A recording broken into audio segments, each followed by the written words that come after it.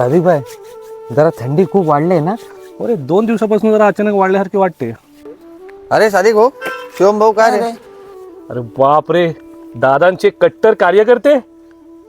दादांचा उजवा हात आणि दादांचा डावा हात आज एकत्र. काय भाऊ मस्करी करताय?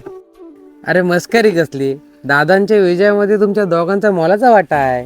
मग काय 100% रात्रंदिवस एक केले दादांसाठी, काम धंदे सोडून. ते तर बरोबर आहे. अरे मग तुम्ही एवढ्या सकाळ सकाळ चाललात तरी कुठे? चाललात कुठे म्हणजे काय? आता ही निवडणूक संपली, आता पोटा पाण्याचं बघायला नको? पोटा पाण्याचं? हा मग पोटा पाण्याचं बघायला नको? बायका पोरं आहेत आम्हाला. अरे पण ज्या प्रकारे तुम्ही आपल्या मित्रांशी, आपल्या नातेवाईकांशी भांडणे केलीत, एकमेकांची आई बहीण रस्त्यावर काढलीत, रक्त सुद्धा काढलीत, त्या प्रकारे मला असं वाटलं की यांना एवढा पैसा भेटला असेल की आता 5 वर्ष तरी यांना काम करायची गरज लागत नाहीये. काय भाऊ मस्करी करताय? मस्करी? अरे मस्करी तर तुम्ही लावले. अरे ज्या गावात तुम्ही वाढलात, ज्या मित्रांसोबत बालपण घालवलं, खेळलात, अशा मित्रांसोबत आयुष्यभराची दुश्मनी करून मोकळे झालात, ते पण 2-4 हजारासाठी. आणि काय रे आदू, तो शंकर तुझा बाळपणीचा मित्र ना रे? कारण मिरवणुकीनंतर तू त्याच्या घरासमोर फटाके लावलेस, जोरजोरात घोषणा देत होतास आणि त्याच्या आई बहिणीवरून त्याला शिव्या दिल्यास ना रे? अरे भाऊ, काल थोडी टाकली होती ना, तर जोश मध्ये होऊन गेलं. जोश मध्ये?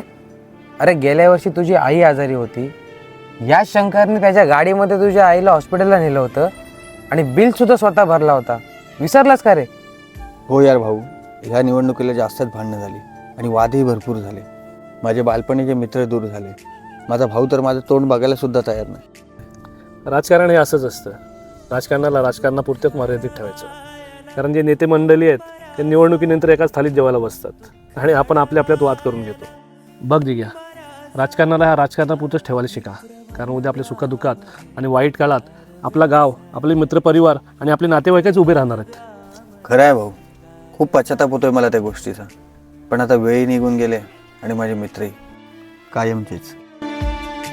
वाट चुकणार नाही जीवनभर तुझी, वाट चुकणार नाही जीवनभर तुझी.